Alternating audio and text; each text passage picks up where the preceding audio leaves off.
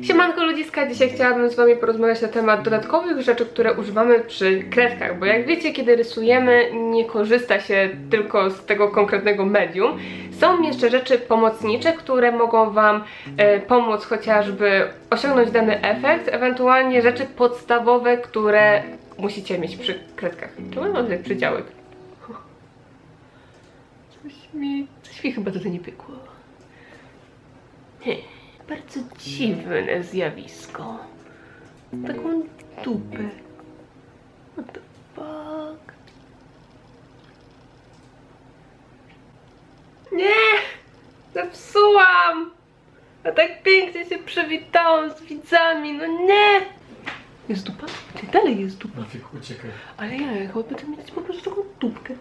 No chyba nic, chyba się nie obrażą. Jak to się uruchamia? Udało się.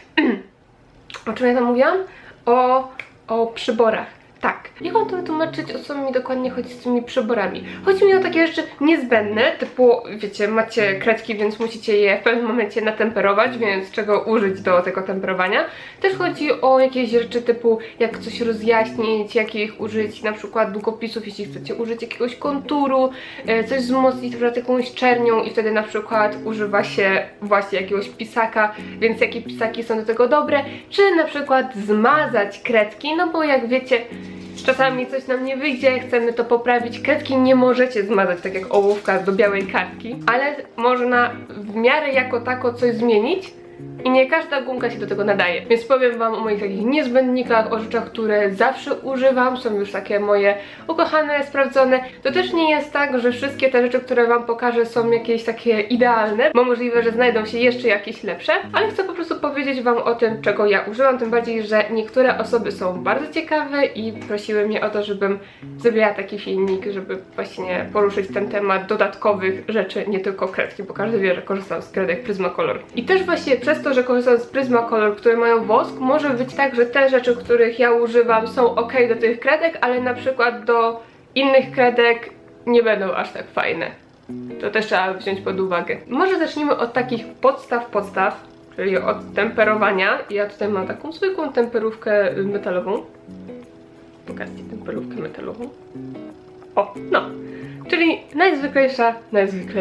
I powiem wam szczerze, że ona jest naprawdę dobra, używam jej do tej pory. Jeżeli jesteście użytkownikami kredek typu narysujecie coś raz na jakiś czas, nie rysujecie jakoś strasznie dużo i temperujecie raczej rzadko, to ta temperówka wam wystarczy. Gorzej, kiedy temperujecie non-stop, kiedy każdego dnia rysujecie, tak jak ja, i w pewnym momencie można się nabawić odcisków od czegoś takiego, dlatego przyda się inna temperówka i wtedy już lepiej używać temperówek, które są chociażby elektryczne. I powiem tak, ja jej nie polecam. Ja ją po prostu kupiłam, bo to było świetne, że ja mogę sobie włożyć tutaj kredkę i to mi samo temperuje, a ja nie muszę nic robić. No po prostu rewelacja, ale umarła mi po miesiącu. Troszkę ból, bo ona była fajna, tylko niestety i tak kredki się łamały. Jeśli jesteście użytkownikami Prismacolor, wiecie, że te kredki lubią się łamać, wiecie, że te kredki są tak miękkie, że jeśli natemperujecie do szpicu, to ten szpic raczej wam się tak długo nie utrzyma i one będą się kruszyć, więc niestety ta temperówka, mimo że to było bardzo wygodne, że nie musiałam się wysilać przy temperowaniu i temperowanie było bardzo szybkie, no to niestety te kredki cały czas mi się łamały, czasami mi utykało tu w środku. Nie piszę z czego to, ale coś mi się wydaje, że na opakowaniu pisało Made in China. To by tłumaczyło jej żywotność. W pewnym momencie trafiłam na temperówkę, na korbkę. To jest właściwie strugaczka, strugaczka. I stwierdziłam, że kurczę, właściwie czemu nie? Ona nie jest elektryczna, więc nie może mi ona umrzeć, prawda? Jeśli macie coś elektrycznego, to duże prawdopodobieństwo, że w pewnym momencie po prostu przestanie działać. A tutaj sami kręcicie, więc stwierdziłam, że warto coś takiego wypróbować. To jest strugaczka z Kohinoora. Ona kosztowała chyba 60 zł, bardzo wygodna i powiem wam szczerze, że nie sądziłam, że coś takiego może mi kompletnie zmienić jakość kredek, że tak powiem, bo kredki przestały się łamać. Kiedy używacie takiej strugaczki, Prismacolor można bez problemu natemperować do samego końca, właśnie to taki mocny szpis i ona się nie kruszy i to jest naprawdę ekstra, bo wcześniej nie mogłam czegoś takiego robić, zawsze temperowałam tak do połowy, byle nie do szpicu, bo inaczej to koniec świata. Raz, może dwa mi się ułamały kredki, ta końcówka mi się skruszyła, ale ja ją bardzo długo używam, więc mogę powiedzieć, że polecam jak najbardziej. Dlaczego ona jest taka dobra? Ponieważ jej technika strugania, temperowania różni się od klasycznych, czyli nie macie, ja wam pokażę tutaj, o takiego, jak wam mam to pokazać, rękę, o no, czyli nie macie takiego klasycznego farfocla, a takie coś. I to jest takie śmieszne, takie miętkie. Kolejne rzeczy, które są bardzo niezbędne, może zauważyliście, że niektóre osoby, kiedy rysują, to podkładają pod swoją rękę kartkę albo taką przezroczystą kalkę. To po to, żeby nie rozmazać rysunku, po to, żeby nie było na nim brudu. Ale powiem wam tak, to jest nie za dobra metoda, ponieważ kiedy kredkę przykładacie do kartki i mocno przyciskacie, żeby rysunek był gładki, to ona się kruszy. I ten pyłek jest wszędzie. Ten pyłek nawet wam wyjdzie pod tą kartkę, więc co za różnica, czy przyłożycie rękę do kartki, czy kartkę i przyciśniecie to ręką. I tak to przyciśniecie, i tak możecie to rozmazać i wtedy zrobi wam się brudny rysunek. O wiele bardziej wolę zamiatać, czyli kiedy rysuję i mam już bardzo dużo okruchów i nie chcę, żeby rysunek był brudny, biorę taką miotełkę, to jest zwykły pędzel. No, najlepiej wybierać właśnie taki, który jest szeroki, sorry, że on taki brudny, ale już chyba się zabawił na amen. To jest pędzel taki do akryli, dlatego, żeby on był właśnie taki mięciutki, taki delikatny, taki przyjemny, taki kizimizi. Jak jest twardy, ten do olejnych, to one gorzej zamiatają, więc musicie mieć pędzelek, który jest delikatny, bo on fajnie zmiata wam te okruchy. Ja sobie zamiatam rysunek na bieżąco i mam czysto. Może teraz przejdźmy do gumek. Nie wszystkie gumki się wam sprawdzą. Miałam gumkę na przykład taką dziwną, kauczukową. Jakieś gumki typu szkolne to nawet nie próbujcie, bo to nie za bardzo. No chyba, że trafiliście na jakiegoś białego kruka, to możecie dać info w komentarzu. U mnie sprawdziła się ta gumka, to jest gumka ze Stadlera. O, właśnie taka gumeczka. Ja kupiłam sobie ją raz i dokupuję sobie te wkładziki już oddzielnie, wychodzi taniej, ale niektóre gumki automatyczne, na przykład ta jest bardzo popularna i chociaż możecie ją znaleźć w każdym sklepie, cenowo chyba jest dość podobna do tego Stadlera i tak nie za bardzo nadaje się do pryzmy. Jeśli sprawdzi wam się w innych kredkach, to spoko, ale pryzmy nie zmazuje w ogóle. Bardziej mi robiło taką papciaję, a przy tym tak widać, że mi dosłownie ściąga warstwę wosku. Niektórzy mogą nie wiedzieć, że są jeszcze takie gumki, to wygląda jak kredka i jest to gumka do temperowania, dzięki czemu możecie mieć fajną, ostrą końcówkę i zmazać bardzo drobne elementy. Ona jest z Kohinoora i jest bardzo dobra, kosztuje gdzieś 3 zł, 3,50, zamawiam ją sobie z Allegro. Nie kupujcie tych gumek, kiedy jest pół na pół z ołówkiem. Znaczy ja tak robiłam, nie były nawet złe, ale po prostu się nie opłaca, bo ołówki zazwyczaj są słabe i nie za bardzo się nadają do rysowania. Za to gumka, no, starczy wam na krótko. Są jeszcze gumki automatyczne, które są takiej samej cienkości jak to, tylko w nich jest taki problem, że ta końcówka jest płaska, więc nie możecie mieć szpicu, one są drobniejsze, już fajnie nadają się do szczegółów, ale tą możecie natemperować i ja wolę właśnie tą wersję w drewienku. Za to co zrobić z gumką chlebową? Gumkę chlebową używa się do ołówka, kiedy macie zbyt ciemny cień i chcecie go rozjaśnić, wtedy przyciskacie taką gumeczkę i wam rozjaśnia, więc ani nie zdejmie wam wosku, ani nie rozjaśni wam przecież rysunku kredkami, więc po co właściwie taka gumka chlebowa? Ja ją i tak używam, bo gumka chlebowa fajnie zmazuje nam szkic. Jak wiecie, żeby narysować cokolwiek kredkami, najpierw musicie mieć szkic. Jednak jeśli on jest za mocny, zbyt intensywny i zaczniecie rysować kredkami, ołówek będzie wam się przebijać i będzie widać, będzie nieestetycznie, będzie brzydko i wtedy warto go zmazać. Używając zwykłej gumki możecie zmazać za dużo, przez co nie będziecie widzieć swojego szkicu i nie będziecie znowu wiedzieć, kurczę, jak ja mam to pokolorować, prawda? Więc musicie wy widzieć szkic, ale tak, żeby nie przebijał wam przez kredki. I wtedy gumka chlebowa, żeby ten szkic sobie złagodzić. Kolejna rzecz jest taka, że ja bardzo lubię używać do oczyszczania rysunku, czyli jeżeli moja miotełka sobie nie poradzi z tymi okruchami, bo farfocle, ten pyłek, on jest lekko lepki przez wosk i czasami nam się przyczepi do kartki, no i go sobie tak nie pozamiatacie, więc zamiast paluchem to przecierać możecie palcem, wiecie, to tak rozmazać, zrobić sobie taką kreskę.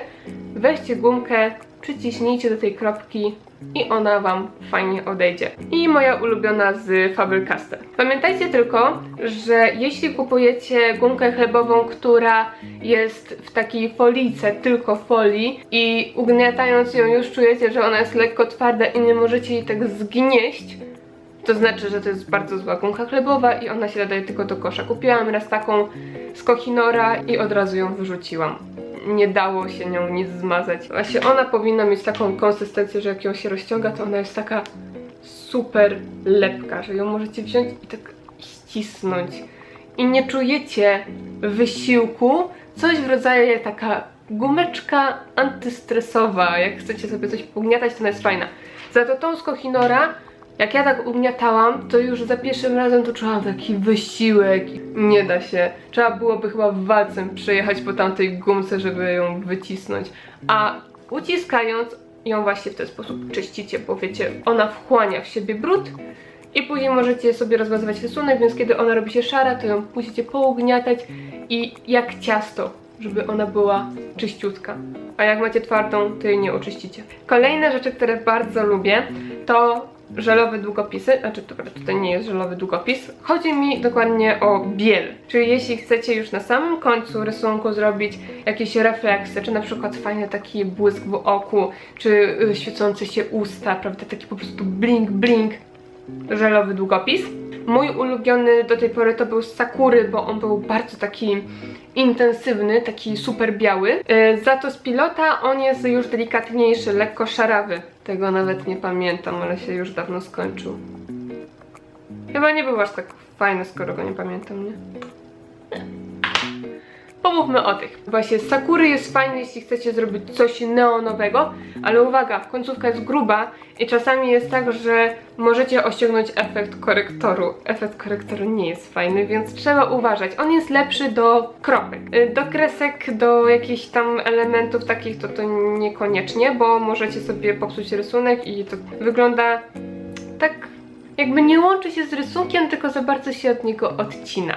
Za to z Pilota już końcówka jest cieńsza i przez to, że on jest delikatniejszy, to lepiej możecie nadać efekt włosa. Czy właśnie robić jakieś kreseczki. Już do błysków jest gorszy, przez to, że jest taki mniej intensywny. No, więc po prostu używam dwóch do różnych rzeczy. Ten marker jest ciekawy, jeśli chcecie coś tylko rozjaśnić, czyli nie chcecie, żeby to było białe, ale chcecie, żeby było to jaśniejsze, a już na przykład kredka aż tak dobrze wam nie działa, więc ten jest ok, on jest lekko taki przezroczysty. Ja mimo wszystko ostatnio przestałam z niego korzystać, częściej wolę taką technikę używać, że najpierw biorę gumkę, gdzieś sobie zmazuję, potem biorę białą kredkę i wtedy też mam efekt rozjaśnienia. I wygląda on bardziej naturalnie, bo marker może właśnie znowu wam się odcinać. Ale i tak go polecam, bo długo mi służył i jest ok. No i tutaj, żebyście mogli sobie zobaczyć nazwę tego markeru. Za to co z ciemnymi pisakami? Skoro mamy już biały, skoro możemy już zrobić jakieś błyski, czasami chcielibyśmy jednak coś przyciemnić, na przykład zrobić takie piękne, czarne rzęsy, albo gdzieś dać jakiś kontur, bo widzicie, że wam się tak za bardzo jakby rozmywa, a chcecie, żeby to było takie ostre odcięcie, prawda? I tak, tu trzeba już uważać. Nie używajcie zwykłych pisaków. Te pisaki, które świetnie służą wam do jakichś line artów, używa się ich na początku, a dopiero później się koloruje. Jeśli użyjecie je na kredkach, to wosk wam zatka te pisaki i niestety stracicie je i nie będziecie mogli nimi pisać. Ja tak miałam, że kupiłam pisak, te są chyba dość takie droższe, takie jakby bardziej profesjonalne i niestety miałam sytuację, w której użyłam raz i kaput. Więc nie używajcie ich na kredkach.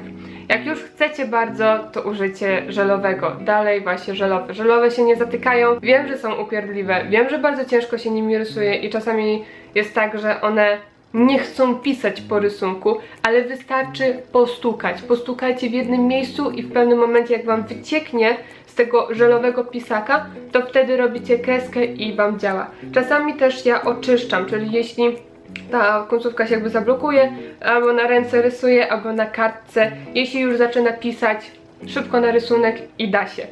No czasami jest tak, że ja rysuję i mówię, kuźwa, znowu się zaciął, ale to jest tylko taki mały negatyw, ale nie psują się, więc to jest najważniejsze. Niektórzy też do kredek używają blender. Ja mam tutaj blender z Derwentu i z Pryzmy. Miałam jeszcze z Kohinoora, ale powiem wam tak, że kiedy tylko przyszedł do mnie ten blender z Kohinoora, jak zrobiłam tylko pierwszą kreskę, od razu wiedziałam, że to nie jest to i od razu to wyrzuciłam. Derwent jest też twardy, nie polecam go. Może by się sprawdził przy innych kredkach, albo może Derwent do Derwentu. Myślałam, że może znajdę jakiś lepszy blender, bo sam blender nie przypomina kredek Prismacolor. To, że on jest Prismacolor, to nie znaczy, że ta końcówka, że ten środek jest tak samo mięciutki czy coś. On jest bardzo twardy, on bardzo drapie kartki i myślałam, że może znajdę sobie jakiś inny, który będzie lepszy.